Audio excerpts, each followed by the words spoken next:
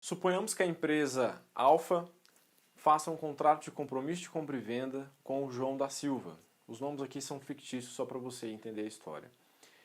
De posse desse contrato de compromisso de compra e venda, João da Silva ele exerce apenas os direitos ali de compromissário comprador, correto? Ele não é proprietário daquele imóvel ainda. E dito tudo isso, a empresa Alfa, ela não outorgou a escritura pública definitiva ao João da Silva, mesmo quando ele quitou o imóvel, correto? Ele exigiu da empresa Alfa que ela outorgasse a escritura pública e ela assim o não fez. O que o João da Silva fez? Ele ajuizou uma ação de adjudicação compulsória contra essa empresa para que ela de fato possa ser obrigada a estar transferindo a propriedade para seu nome, correto? Esse é o caminho correto a se fazer. Por que eu estou te contando essa história? Eu trouxe um vídeo aqui para a gente estudar hoje, que é a adjudicação compulsória e a averbação da ação na matrícula do imóvel. Eu recebi um caso lá no cartório em que achei importante compartilhar com vocês, que foi exatamente isso. A pessoa ela requereu aí no caso a adjudicação compulsória de um imóvel que ela tinha apenas o contrato de compromisso de compra e venda, certo? E de posse desse contrato de compromisso de compra e venda, ela não conseguiu transferir de fato a propriedade para o seu nome. Porque a empresa Alfa, nesse caso, os nomes aqui são todos fictícios, essa empresa ela não outorgou, ela não concedeu a escritura pública definitiva para que esse João da Silva pudesse transferir a propriedade para o seu nome.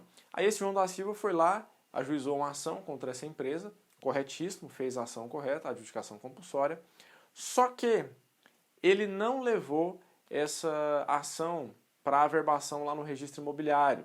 Qual que é a consequência disso? É esse o nosso tema do vídeo de hoje que eu trouxe para vocês, ok?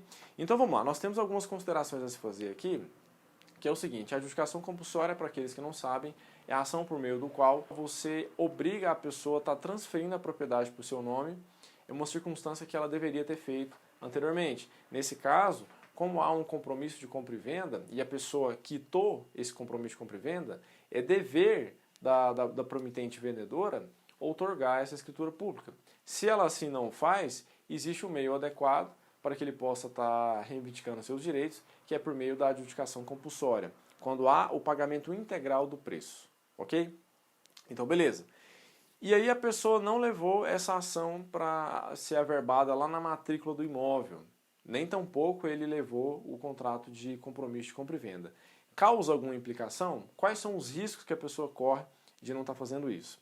Pessoal, nós temos que entender o seguinte: existe na legislação brasileira o princípio da concentração na matrícula do imóvel. Ou seja, toda e qualquer circunstância jurídica que envolva aquele imóvel deve obrigatoriamente ser levado ao registro imobiliário para que possa ter efeitos jurídicos e erga omnes, ou seja, para ter efeito para todas as pessoas, contra terceiros eventualmente prejudicados, certo? Quando o João da Silva não levou essa ação lá no registro imobiliário para que haja a publicidade que ele promoveu essa ação contra essa empresa, tecnicamente não existe proteção jurídica daquela ação judicial, por mais que ela tenha sido deferida na justiça, certo? Então o que aconteceu? Esse é um caso prático que eu estou trazendo lá do cartório para te passar, e no caso específico o juiz até disse, falou assim: olha, infelizmente eu não posso obrigar a empresa a estar transferindo o imóvel para o nome do João da Silva, que no caso é um nome fictício, porque essa empresa outorgou a escritura pública para um terceiro. E essa escritura foi devidamente registrada lá no registro imobiliário. E a averbação dessa ação não houve lá no registro imobiliário. Logo, o juiz não poderia, no caso, mandar aí, cancelar essa compra e venda e mandar averbar essa ação, por exemplo. Certo? Eu trouxe aqui para esse título, que é a adjudicação compulsória e a averbação da ação na matrícula do imóvel. É essencial que toda e qualquer ação judicial que envolva direitos referentes a imóveis, elas sejam levadas à averbação lá no registro imobiliário, porque senão você pode incorrer numa situação igual essa que eu peguei lá no cartório. O juiz, dá para você ver na sentença que o juiz realmente ele entendeu a situação e, de forma muito inteligente, ele consagrou o princípio aí da concentração na matrícula do imóvel, que tudo que acontece naquele imóvel ele deve ser levado a registro ou averbação lá na matrícula do imóvel, conforme prevê aí o artigo 1º da Lei 6.015, que é a Lei de Registros Públicos, que consagra que todo ato praticado no registro imobiliário ele possui eficácia contra terceiros. E uma vez que foi levada a escritura pública a registro, o juiz não pode fazer nada, ele não pode mandar cancelar. Então, o que o João da Silva pode fazer nesse caso? Já que ele não pode nem adjudicar o imóvel, porque ele não levou a averbação na matrícula do imóvel, e houve uma compra e venda posterior à ação que ele tinha sido promovido. Nesse caso, o João da Silva, ele simplesmente pode requerer ao juiz perdas e danos, certo? É claro que ele não vai ficar totalmente prejudicado nessa situação. O fato é que o imóvel ele não vai conseguir registrar para o seu nome. E isso é algo muito relevante, porque era o objetivo que ele tinha.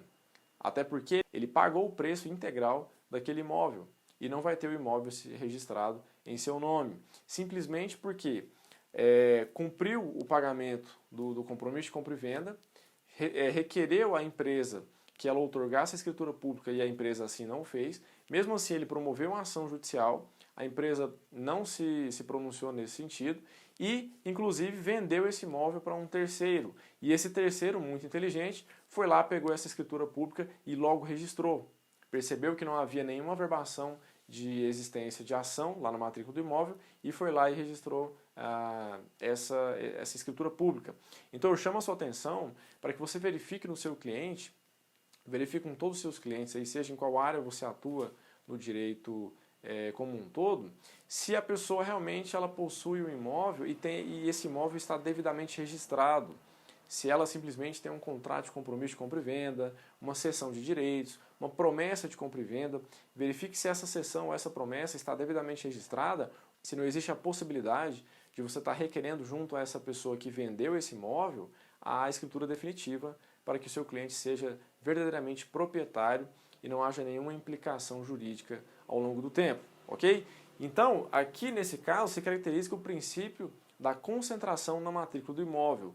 Tudo que for referente àquele imóvel deve ser levado a registro lá no cartório de imóveis, a registro ou averbação. Esse princípio ele já existia no direito brasileiro, mas ele foi introduzido novamente pela Lei 13.097 de 2015, que verdadeiramente consagrou o princípio da concentração na matrícula do imóvel, ao dizer no artigo 54 que toda a situação jurídica que envolve aquele imóvel deve ser levado a registro ou averbação lá no registro imobiliário.